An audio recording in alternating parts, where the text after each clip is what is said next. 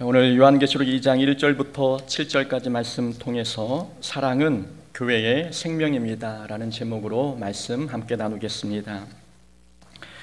여수 해양공원에 하멜 등대가 있습니다. 해양공원은 여수 밤바다 노래의 배경이 되는 곳이기도 하는데요, 하멜 등대는 그 해양공원의 단골 포토존입니다. 관광객은 여수에 여행 왔다는 증거를 남기기 위해서 이 하멜 등대를 배경으로 사진을 찍습니다. 등대는 섬, 곳, 항구, 해안선 등에 설치해 놓은 배의 항로 표시 등입니다. 등대는 낮에는 탑의 색깔로, 밤에는 강한 불빛으로 육지의 위치 또는 위험한 곳을 알려줍니다. 만약 밤에 등대의 불이 켜져 있지 않으면 선박은 어두운 밤바다에서 길을 잃거나 사고를 당할 수 있습니다. 밤에 하멜 등대에 가본 적이 있습니다. 등대의 불이 얼마나 밝은지, 과연 그 등대는 밝은 빛으로 바닷길을 비추고 있는지 궁금했습니다. 가보니까 하멜 등대에 불이 켜져 있긴 했습니다. 그러나 등대의 불빛보다 해양공원의 야경 불빛이 밤바다를 더 밝게 비추고 있었습니다. 산책로에 켜진 가로등, 상점 간판에 네온 사인, 그리고 아파트와 가정집에서 품어 나오는 LED 등이 등대의 불빛을 삼켜버렸습니다. 등대의 불빛이 약해진 것인지 아니면 다른 불빛이 더 밝아진 것인지는 알 수 없지만 등대의 희미한 불빛을 보니 등대는 등대의 역할을 제대로 하고 있지 않았습니다. 교회는 어두운 세상을 밝히는 등대와 같습니다. 교회는 인생의 길을 잃고 헤매는 사람들에게, 그리고 행복의 길을 찾는 사람들에게 길을 안내해주는 등대입니다. 그러나 과연 이 땅의 많은 교회가 등대의 역할을 제대로 감당하고 있을까요? 사람들이 교회를 바라보면서 저기에 길이 있다, 저 불빛을 따라가면 안전하다라는 생각을 하고 있을까요? 안타깝게도 교회가 거룩의 빛을 잃은 것인지 아니면 세상 속 유혹의 빛이 더 강해진 것인지 알 수 없지만 사람들은 교회를 인생의 등대로 여기지 않는 분위기입니다. 지금은 세상 사람들이 교회를 걱정하는 분위기가 되었습니다. 교회가 세상을 밝히지 못하고 교회가 세상 불빛에 가려져 있는 기분이지요. 교회가 세상을 밝히는 등대의 사명을 감당하지 못하고 있다면 그 교회는 건물일 뿐 교회는 아닙니다. 우리 교회는 어떤 교회입니까? 우리 교회는 세상 사람들에게 여기에 오면 길이 있습니다 라고 말할 수 있는 교회가 되고 있습니까? 저는 우리 교회가 세상 사람들이 모인 단체보다는 더 나은 교회가 되기를 소망합니다.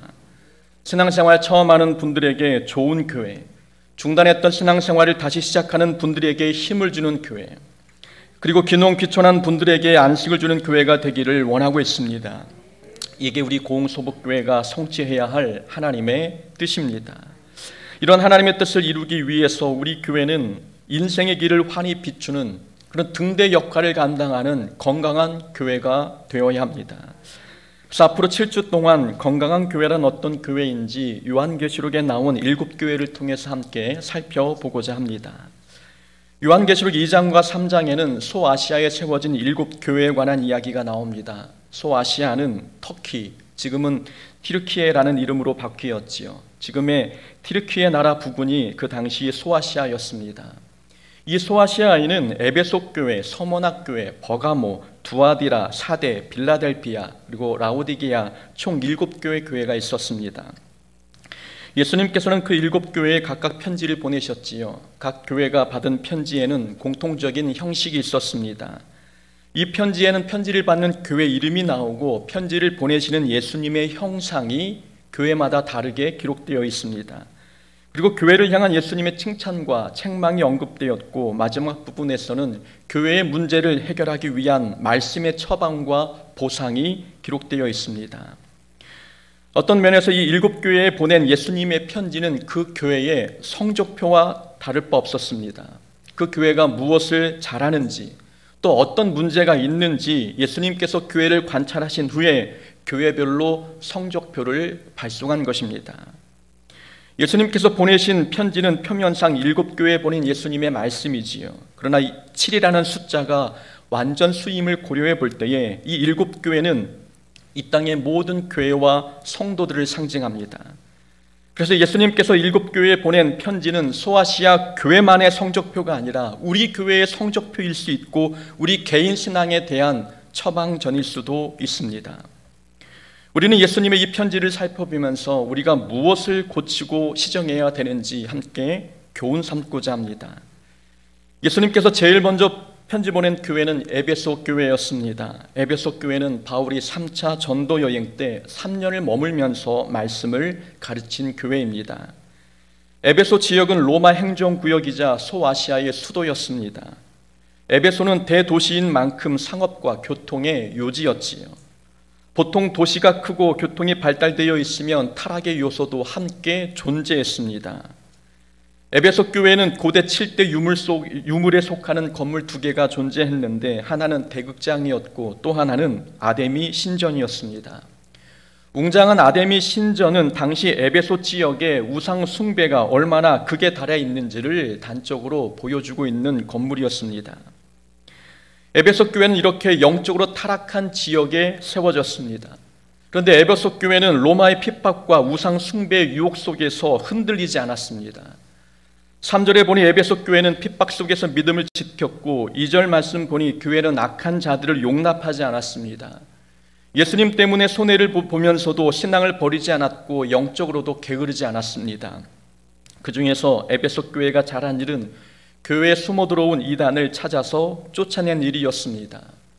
목회자가 이단을 구별해낸 게 아니라 평신도들이 이단을 찾아냈습니다. 그만큼 평신도들의 영적 분별력이 뛰어났다는 증거입니다. 6절에 보면 니골라당이 나옵니다. 니골라당은 에베소 교회에 숨어 들어온 이단이었지요. 니골라당은 영이 중요하고 육은 중요하지 않으니 육신으로는 무엇을 해도 상관이 없다라고 가르쳤습니다. 이런 가르침을 받은 사람들은 성적으로 그리고 도덕적으로 문란했습니다. 이러한 이단을 교인들이 분별하여 쫓아내었으니 에베소 교회 교인들은 말씀으로 잘 무장되어 있었습니다. 에베소 교회는 모든 면에서 완벽해 보였습니다. 그러나 딱 한 가지 문제가 있었습니다. 4절 말씀이지요. 그러나 너를 책망할 것이 있나니 너의 처음 사랑을 버렸느니라. 에베소 교회의 문제는 사랑이 없었습니다.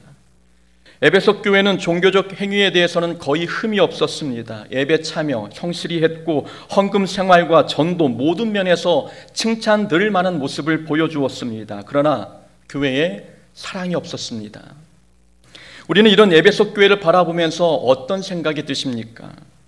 에베소 교회는 10개 중 9개는 잘하고 1개를 못했습니다. 성적으로 말하면 다른 과목은 다 A+를 맞았는데 사랑 과목에서만 낙제였습니다. 그래도 평균 90점 정도는 되니 이 에베소 교회는 훌륭한 교회다라고 말할 수 있겠습니까? 우리는 그렇게 평가할 수 있지만 예수님은 다르게 평가하셨습니다. 예수님께서는 사랑이 없는 에베소 교회를 떠나시겠다 말씀하셨습니다. 만일 너희가 회개하지 않으면 내가 내 촛대를 그 자리에서 옮기리라 라고 5절에서 말씀하셨지요. 촛대를 옮기시겠다는 말씀은 교회를 제거하시겠다는 뜻입니다. 도구를 바꿔버리겠다는 말씀이지요. 예수님 너무한 건 아닌가요? 우리 교회는 이단을 물리칠 수 있을 만큼 말씀으로 잘 무장되어 있는 교회입니다. 예배 참여나 전도 모든 면에서 흠잡을 것이 없습니다. 딱 하나 사랑이 없는 것뿐이지 그래도 이 정도면 괜찮은 교회가 아닌가요? 사랑 하나 없다고 교회를 제거하시겠다니요. 너무한 것 아닙니까? 라고 말할 수도 있겠습니다. 그럼 예수님께서 사랑 없는 교회를 향해 촛대를 옮기시겠다 하신 이유는 사랑이 없는 교회는 교회가 아니기 때문입니다. 예수님 기준에서 사랑 없는 교회는 교회가 아닙니다. 교회의 말씀이 풍성하고 예배가 감동적이며 전도가 잘 된다 해도 사랑이 없으면 아무것도 아닌 교회입니다. 교회를 교회되게 하는 것은 사랑입니다. 사랑은 교회의 심장과 같습니다. 사지가 멀쩡하고 머리가 달려있어도 심장이 뛰지 않으면 죽은 몸입니다. 교회가 외형적 신앙생활은 잘하고 있어도 사랑이 살아 숨쉬지 않으면 그 교회는 죽은 것입니다. 사랑은 교회의 존폐를 결정할 만큼 중요한 덕목입니다. 7절 말씀이지요. 이기는 자에게 하나님의 낙원에 있는 생명나무의 열매를 먹게 하리라. 사랑을 회복하면 생명나무의 열매를 먹게 하시겠다는 말씀입니다. 생명나무는 에덴 동산에 있는 나무였습니다. 아담과 하와는 불순종으로 에덴에서 쫓겨났고 생명나무의 열매를 먹을 수 없게 되었습니다. 그런데 예수님께서는 사랑을 회복하는 자에게 생명나무의 열매를 먹게 하시겠다고 말씀하셨습니다. 이 말씀은 쫓겨났던 낙원으로 다시 복귀시키겠다는 뜻입니다. 다른 말로는 하나님 나라에 들어갈 수 있도록 하시겠다는 약속입니다. 사랑은 이만큼 중요합니다. 사랑은 구원의 당락을 결정할 만큼 중요한 것이었습니다. 사랑은 낙원, 곧 하나님 나라에 들어갈 수 있는지 없는지를 가늠하는 기준이었습니다. 사랑은 있어도 되고 없어도 되는 게 아니었지요. 사랑은 교회의 정체성이었고 기독교의 핵심입니다. 교회가 다른 것을 아무리 다 잘한다 해도 사랑이 없으면 교회가 아닌 것입니다. 그런데 왜 에베소 교회에서 이 에베소 교회에 사랑이 없었을까요? 여기서 말하는 사랑은 하나님을 향한 사랑이기도 하고 성도를 향한 사랑이기도 합니다. 에베소 교회는 말씀으로 무장되어 있었고 다른 신앙생활도 열심히 했는데 왜 사랑을 잃어버렸을까요? 원인은 이단 때문이었습니다. 에베소 교회는 이단을 분별해서 쫓아냈습니다. 참 잘한 일이었지만 여기에는 부작용도 나타났습니다. 교회가 이단을 쫓아내고 나면 성도들은 위축됩니다. 혹시 저 사람도 이단이 아닐까? 저 사람 좀 이상한데 저 사람도 이단이 아닐까? 교인들은 서로 의심하기 시작하고 서로를 색안경 끼고 바라보게 됩니다. 상대방을 내 가족과 내 형제로 바라보는 따뜻한 시선은 온데간데 없고 오직 남을 분석하고 관찰하며 비판하는 냉철한 눈빛만 남습니다. 이런 분위기에서 성도의 교제는 위축될 수밖에 없습니다. 교인들은 이단의 피해를 보지 않으려고 나홀로 신앙생활을 하기 시작합니다. 교회 새가족이 등록해도 신경 쓰지 않고 교제를 멀리합니다. 자기 혼자만 잘하면 된다는 생각에 성도의 교제가 없는 신앙생활을 하는 것이지요. 이렇게 인정 없는 냉랭한 교회, 따뜻한 교제 없이 성도 사이에 높은 벽만 세워진 교회, 이런 교회에 사랑이 생길 수 있겠습니까? 목욕물 버리려다가 아기까지 버린다는 말이 있습니다. 에베소 교회가 그런 꼴이었습니다. 이단만 버려야 하는데 교회는 성도의 교제까지 내다버렸습니다. 교회는 이단만 쫓아낸 게 아니라 성도 간의 신뢰와 사랑까지 쫓아내버렸습니다. 성도와 거리를 두면 이단으로부터는 안전할 수는 있지만 교회는 사랑을 잃어버리게 되고 교회는 점점 죽어갈 수밖에 없습니다. 1절 말씀이지요. 오른손에 7뼈를 붙잡고 7 금촛대 사이를 거니시는 이가 이르시되, 예수님은 7뼈를 붙잡고 7 금촛대 사이를 다니신다고 말씀하고 있습니다. 7뼈는 교회 지도자를 뜻하는 것이고 더 나아가 모든 그리스도인들을 의미합니다. 금촛대는 교회를 뜻하지요. 1절 말씀은 그림 언어로 표현한 것입니다. 예수님께서 성도들을 붙잡고 교회를 거니고 계시는 모습을 나타낸 것이지요. 우리를 붙잡고 계신 분은 예수님이십니다. 예수님께서 우리를 붙잡고 지켜주신다는 말씀을 하고 계십니다. 예수님께서 우리를 붙잡아 주시니 이단이 두렵다고 성도의 교제를 멀리할 필요가 없다는 뜻을 전하고 계시는 것입니다. 하나님께서 보호해 줄 터이니 마음껏 성도를 사랑하며 교제하라고 가르쳐주고 계십니다. 예수님은 교회 사이를 거닐고 계셨습니다. 그렇다면 교회도 이 교회를 거니고 계시는 예수님께서 지켜주시지 않겠습니까? 교회는 하나님이 세우신 것이고 하나님의 교회이니 이단을 두려워하지 말고 서로 사랑하며 교제하라고 말씀하고 계십니다. 우리는 착각하는 게 하나 있습니다. 말씀으로 무장되어 있으면 이단을 이길 수 있다고 생각합니다. 예, 맞는 말입니다.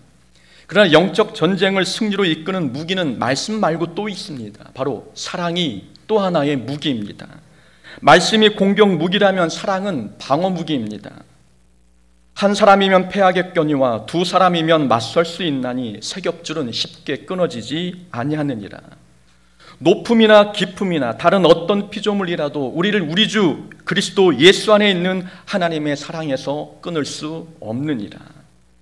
사랑이 얼마나 강력한 보호장치인지 설명하는 성경 구절입니다. 아무리 강한 원수 사탄 마귀라 할지라도 우리를 사랑의 줄에서 끊어내지 못합니다. 우리가 서로 사랑하고 우리가 하나님의 사랑 가운데 거하면 그 어떤 것도 우리를 사랑의 공동체에서 빼내갈 수 없습니다. 그래서 사랑은 영적 전쟁에서 우리와 우리 교회를 지킬 수 있는 좋은 방어 무기인 것입니다. 이단으로부터 자기를 보호한다는 미명하에 사랑의 교제를 멀리하지 않아야 합니다. 교회가 사랑을 잃으면 다 잃은 것입니다. 그렇다면 우리에게는 사랑이 있습니까? 우리 교회는 하나님을 향한 사랑 그리고 성도를 향한 사랑이 있습니까? 우리에게는 얼마나 많은 사랑이 있는지 한번 살펴봅시다. 하나님을 향한 사랑과 성도를 향한 사랑에 이상이 없는지 한번 살펴보고자 합니다. 하나님을 향한 사랑을 먼저 한번 살펴보겠습니다.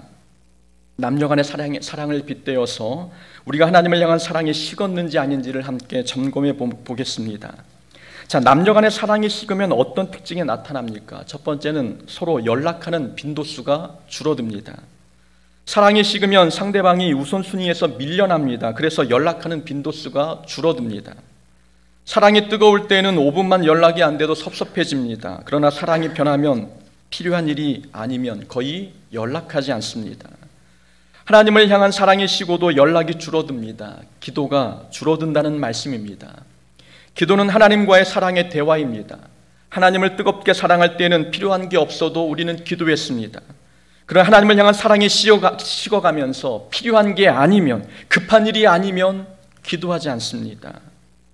기도 생활에 문제가 생겼다는 것은 하나님을 향한 사랑이 변해가고 있다는 증거입니다.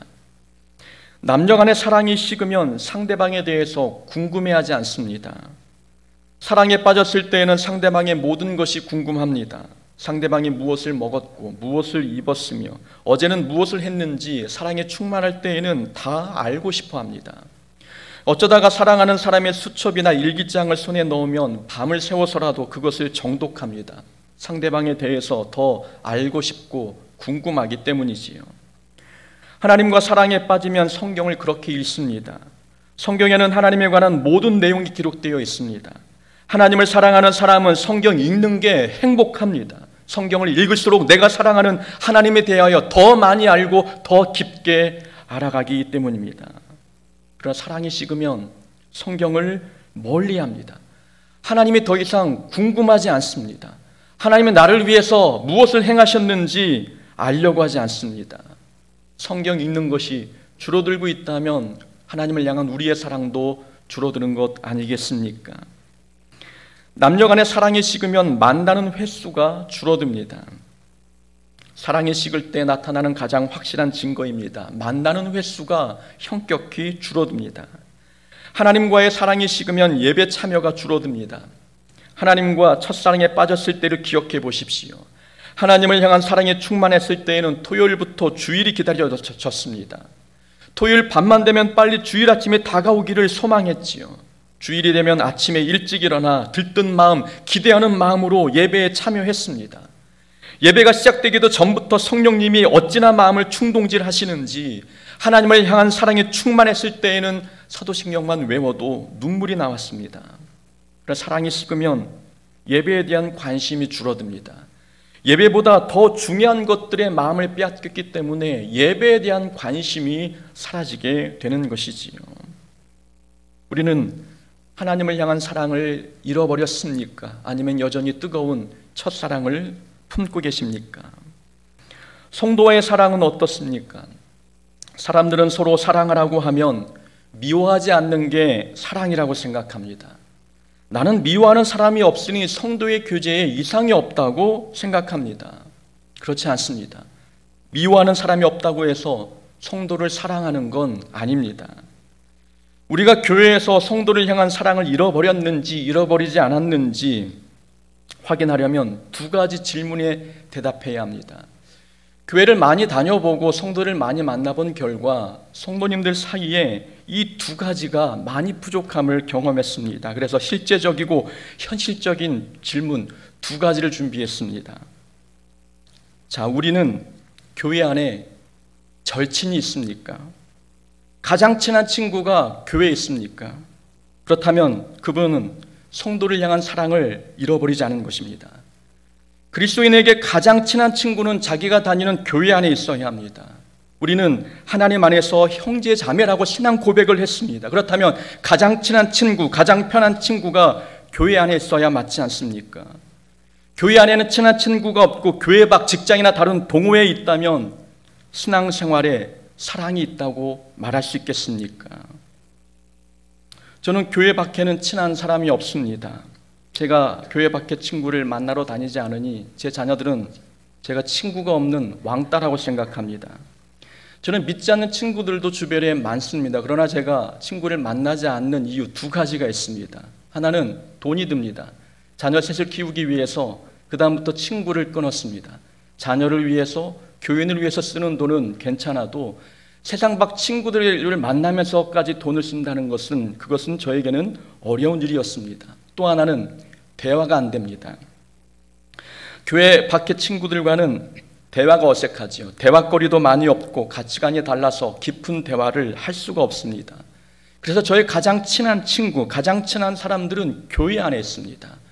교회 밖의 친구들을 만나지 않아도 저는 괜찮은 이유가 성도가 저에게는 친구이기 때문입니다.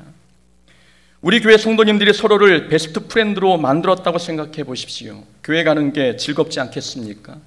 가장 친한 사람이 교회 안에 있으면 교회 가는 게 행복하지 않겠습니까? 절친이 기도 짜게 되는 것이고 절친이 사역의 동역자가 되는 것입니다. 성도와 성도가 개인적으로 친해지면 허물을 덮어주는 게 어렵지 않습니다. 교회에 가장 친한 사람이 많으면 교회가 교제 프로그램을 가동할 필요가 없습니다. 친한 관계에서는 사랑하라고 강요하지 않아도 사랑하기 때문이지요. 교회는 직장이 아닙니다. 일만 하는 곳이 아니라는 말씀입니다. 교회는 봉사만 하는 곳, 사역만 하는 곳이 아니라 영적 친구를 만드는 곳입니다. 십자가 길을 걸어감에 있어서 서로 의지할 수 있는 영적인 단짝을 만드는 곳입니다. 교회 안에 나는 절친이 있는지를 돌아봐야 합니다. 절친이 있다면 내가 교회 안에서 사랑을 잃어버리지 않는 것입니다. 또한 교회에 마음 편히 수다 떨 수 있는 사람이 있습니까?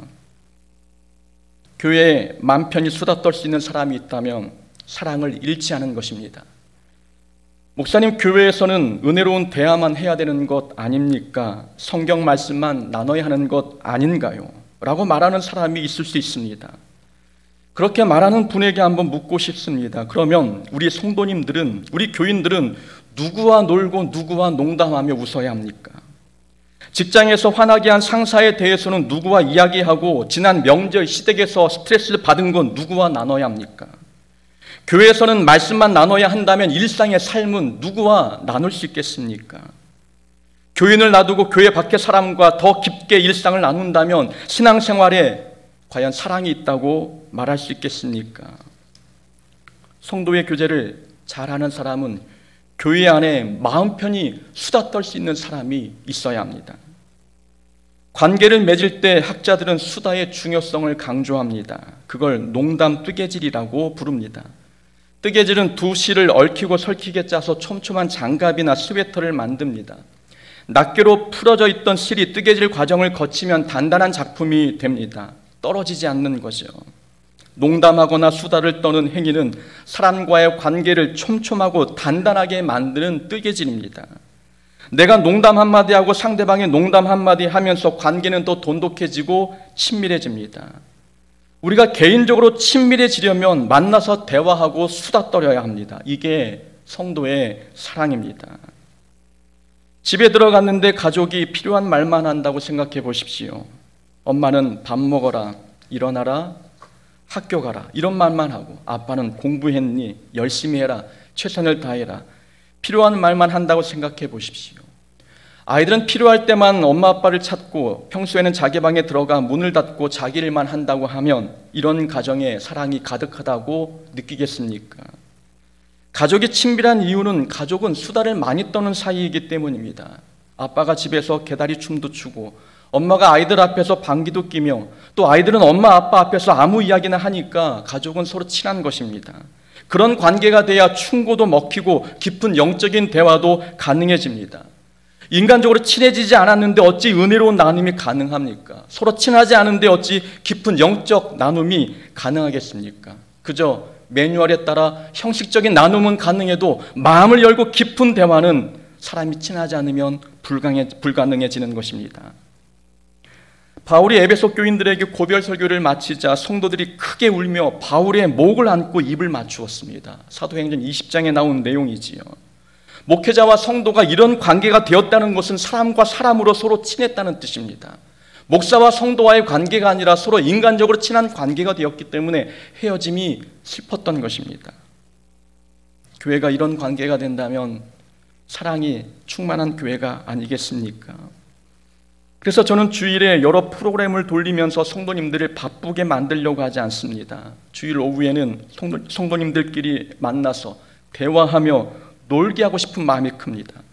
오전에 은혜롭게 예배를 드리고 오후에 서로 모여 식사하며 차 마시며 노는 것, 이게 서로 사랑하는 하나님의 명령에 순종하는 예배 행위지 않습니까?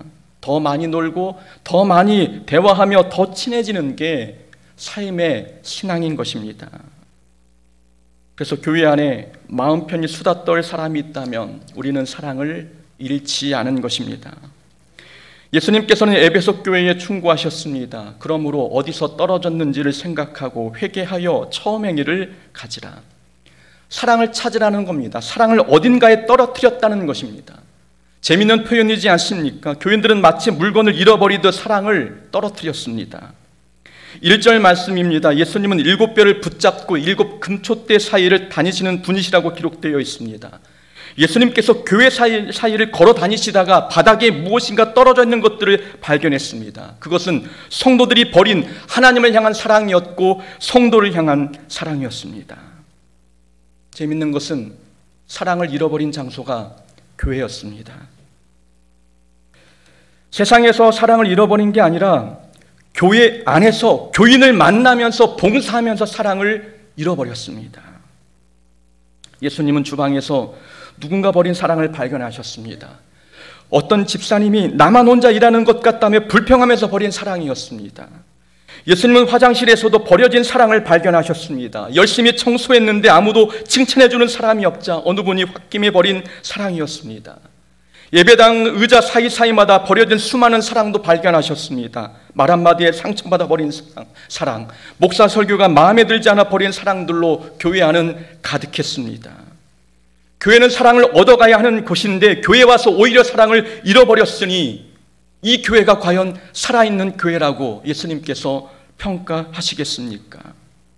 잃어버린 사랑을 찾으려면 회개하라고 말씀합니다.